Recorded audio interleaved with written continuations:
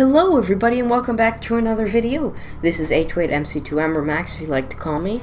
And today we are starting a new game called Subnautica. This game is one of my favorite games, it's like my second favorite game, and I can't wait to play it with you guys. And it just got released officially. And so yeah, I'm just gonna go ahead and start a new game. We're gonna do survival.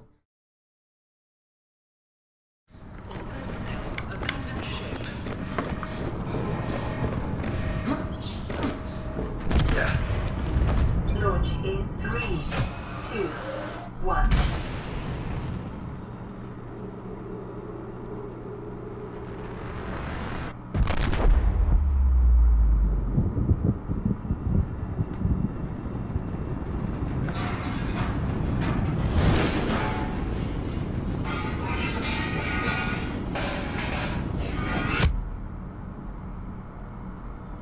And now the game begins.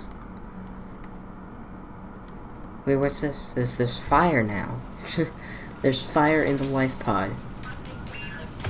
Alright, let's get out of this chair and put this fire out with this fire extinguisher on the ground. I'm not gonna let that cutscene play with the fire extinguisher. Alright, we're all good. Alright, now our PDA. Alright. Altera. That's hilarious. I think they added that in like the latest update or something. You have suffered minor head trauma. This is considered an optimal outcome. This PDA has now rebooted in emergency mode with one directive: to keep life on an alien world. Please refer to the databank for detailed survival advice. Good luck. Alright, so now we're actually in the game, and in our storage container we have 2 water bottles, a nutrient blocks, and 2 flares in the entire game. So let's take our first dive into the depths below. Alright. So the first thing I'm going to do is going to break some limestone. Copper is an essential component of all powered equipment. Your probability of survival has just increased to unlikely but plausible. Uh-oh, I hear a crash fish. Oh, there he is. Cause unknown. 0 human life signs detected. So this is what the wonderful world of Subnautica looks like. What I'm going to do is, you see I have to have oxygen in the bottom left corner. And it looks like we are very close to the back of the Aurora. That's what the name of this ship is called. You can almost say that this Let's Play is going to be like almost a guide to how you can play the game. But yeah, that's pretty much what I'm going to say. You guys can take these videos of this game as almost a guide and a walkthrough how to play Subnautica. Anyway, so this is the first time we're going to initiate this cutscene. I know we just saw the outside, but that's a nice cutscene. So anyway, we have to repair this. So we're actually gonna take this med kit right in here. This will fabricate every like 30 minutes or so. So what I'm gonna do is I'm going to try and get some titanium. So you can go into the fabricator and make titanium. And now actually I can make a standard O2 tank. So with this now I have 75 oxygen. And now I actually have a new thing, high capacity O2 tank. So basically I have to get a silver ore, 2 more titanium, and 2 glass. Glass is made with 2 quartz per piece. And so that means I need 4 quartz, 2 more titanium, and 1 silver, and the standard O2 tank that I already have on me.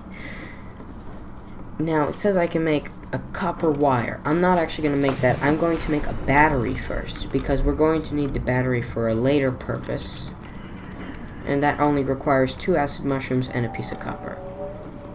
I think I'm going to take some more acid mushrooms. Eventually you can cut table coral. So right now you'll notice that I'm swimming very slowly. The only reason for that is because I do not have any equipment that'll help me swim faster or do anything. You can eventually get something what's known as a sea glide. And this sea glide basically It gives you like faster speed.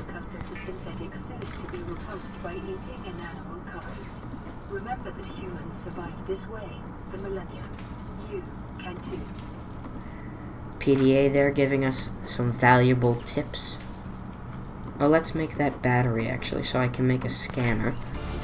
Because I had another 2 of those. So the first thing you really want to do is get the repair tool. So then you can get everything working in the life pod and be able to receive messages from the Aurora and other ships, life pods. What I'm first going to do is get a scanner, because now I can scan like everything in the region. The scanner can be used to synthesize blueprints from salvage technology and to record alien biological data. So now I can like scan things like this table coral right here. And now tell me a little bit about that, like the acid mushrooms. Because it's the first episode, I'm actually not going to spoil that much, because there is a lot that's in this game, and I don't want to like spoil it if you haven't seen anything. The thing I don't want to do is get close to the Aurora. Oh, it's behind me. Okay. So we do not want to get close to right there. Because if we go there, there is an enemy that can attack us and kill us in literally one hit. So we should be very careful when going around this area.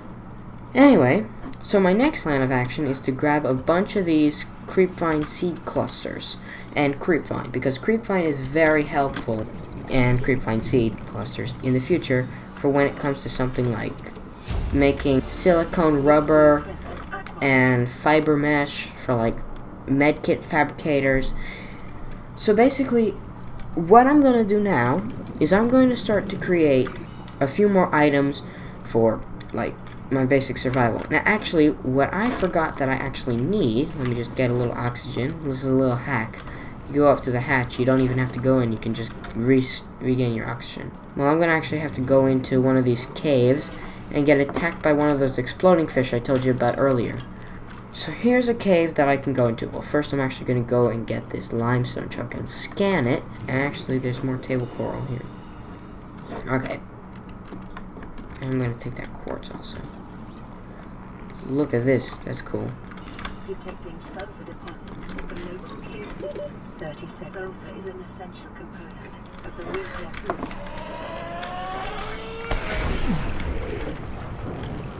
Okay, so there we go. We got a piece of sulfur from the exploding fish, even though I almost died. Ooh, I'm not gonna die. Yeah. We have to be careful and swim quickly, because I'm about to drown. Ooh, that was lucky.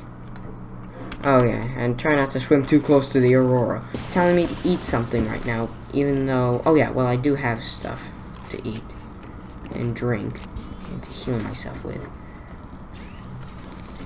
What is it telling me that I can make? Oh, it's telling me I can make lubricant now. Lubricant, it's good for creating vehicles and stuff. But what I'm after is making some silicone rubber. Detecting increased local radiation levels. It's telling me that I have a lot of radiation levels. To the Aurora's drive core, sustained during planet fall. Lubricant is essential in construction of vehicles and power plants. So now I can make the repair tool. This is a definite upgrade. And I can also make the survival knife, which will help me like get materials like creepvine. From standard survival blueprints following the massacre on Praxis Prime, the knife remains the only exception. The fabricator dropped from available data to provide environment-appropriate equipment using locally available materials. For your safety, this setting cannot be overridden.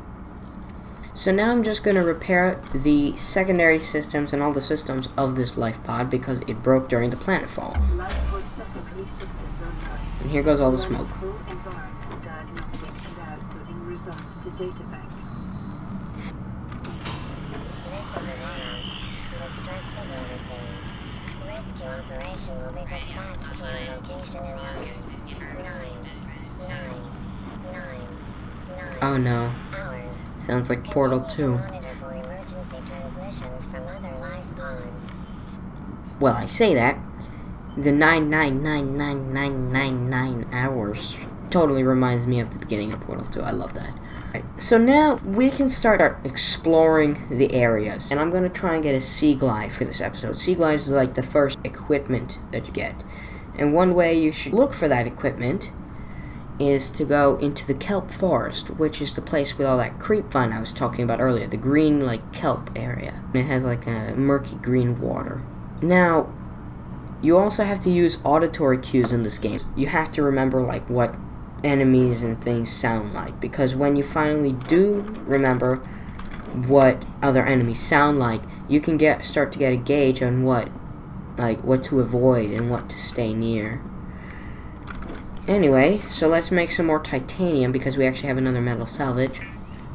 Just so you know, titanium is essential for survival in this, because you can create a whole bunch of stuff with titanium. And it's also essential for making things. Well, you should get metal salvage as much as you can, because that gives you the most amount of titanium out of anything in the entire game. Alright. So now it's actually nighttime. And now I want to be careful that I don't go too close to the aurora. Anyway, so I cannot seem to scan enemies and things. That's not an enemy. Oh yeah, and by the way, these are collectible. Watch out though, because they can harm you. But if you want to scan them quickly, like right now. You have to risk getting blasted in the face by their farts. Alright, where's my life pod? Alright. I really also recommend getting bladderfish. They are the best source of water or anything. Besides getting like bleach and stuff from coral samples. And now it's telling me oxygen. I'm not very good with my oxygen in this game. Okay. So now something I also recommend you do is you go into the personal and tools and you make an air bladder. An air bladder is so helpful. But I don't actually have the right amount of equipment to do that. So I'm just gonna make some filtered water and some cooked fish. Okay. So now that we're all suited up and eating and stuff, I'm actually just going to wait for the morning. So when the morning comes, I'll meet you back and we're going to explore for sea glide fragments. Alright, so now it's morning. I literally just had to wait a few seconds. And we're gonna go and get some creep vine. And I pick up a peeper, because peepers are awesome. New creature discovered. New creature discovered, eh? Okay. Also, you should start to look for sandstone crops. Those help. Because then you start to get, like, silver and gold and lead is used to make a radiation suit so you can actually explore the aurora. Because the aurora emits a radiation field. Because of all its disasters that's caused. Because of the disaster to the ecosystem. It's brought along life with it. So, now we're just gonna head over to, like, this direction and just start exploring and looking for crates. Crates, they're not that obvious to see in kelp forest because they look like salt deposits, kind of, because they're square. Right over here. 30 seconds. Alright, 30 seconds, I got it. Just start to head back to my life pod soon. Because there's a lot of titanium that I'm gathering. Just by being in a kelp forest, you can get so much titanium. Shut up. So don't get too close to the radiation field, because if you get too close to the radiation field, you will not have a good time. It will, like, cause your screen to fuzz. It will, like, not be healthy for you or the ecosystem. You'll get radiation poisoning. But if you fix the aurora's drive core, once it explodes soon, then that's when the radiation goes away. Oh yeah, you know how earlier I was mentioning you can cut table coral samples? Well, that's how. Alright, so now let's go back to the life pod and see what we can create. I know we can create a lot of titanium. So it's also telling me that we can create fiber mesh from the creep vine samples we collected earlier.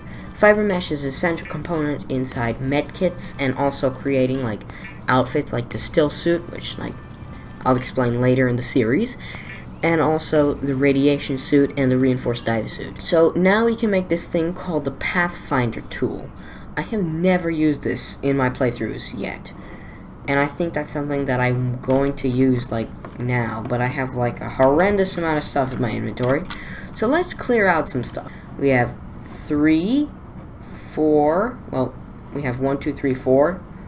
1, 2, 3, 4.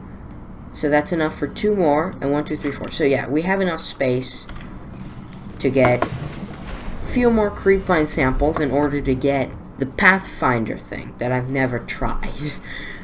So let's cut 3 more times. 1, come on, cut. I think I have 3. Nope. Oh, looks like I got a radio message from someone. Presumably an Aurora survivor, because a lot of Aurora survivors seem to contact you every so often. I'll let it play. Receiving pre-recorded distress call laying back. This is LifePod 3, uploading our coordinates. We're plugging some holes in our emergency sea glide, so if we're late for the rendezvous, don't panic. Also, don't go home without us. Seriously. 3 out. Signal location uploaded to PDA. Alright, so LifePod 3. It's in the shallows, and it's kind of far away from here. So I'd first get to Sea Glide, but actually at LifePod 3 is where a Sea Glide fragment. So maybe we can swim there once we get like a higher capacity tank. Alright, so let's try this thing out. I have never used it. I'm also going to make one of these things. They're a lot nicer to have. So let's see. So I just click it. Oh, that's actually really cool. So you can you call it back? Or so it like lights up periodically. Question is, does it light up when you're under like a rock or something? No, it doesn't. You actually just use it to map away. So you see one of these things. That's actually really cool. I've never used this before. So you can shoot out another one like that. And now we have like a few more uses. And you can clear the nodes. Now that's cool. So with that, I think we're going to maybe end off the first episode. We made a little bit of progress. We got standard O2 tank. We got fins. I forgot to mention that. We also got this new tool that might actually be really cool to use in the future. And also we got some new blueprints as well. You can also make a fabricator for the bases you create in the future. Caution. Continued degradation of the Aurora's drive core may result in a quantum detonation. Continuing to monitor. That is something we will have to find out in the next episode. But for the meantime, thank you guys so much for watching. And yeah, so in next episode we're going to check out LifePod 3. And look at this guy. Ha. He thinks he can move my LifePod. Alright, so thank you guys so much for watching. And I hope you enjoyed. And yeah, so I'll see you in the next episode. Goodbye, everybody.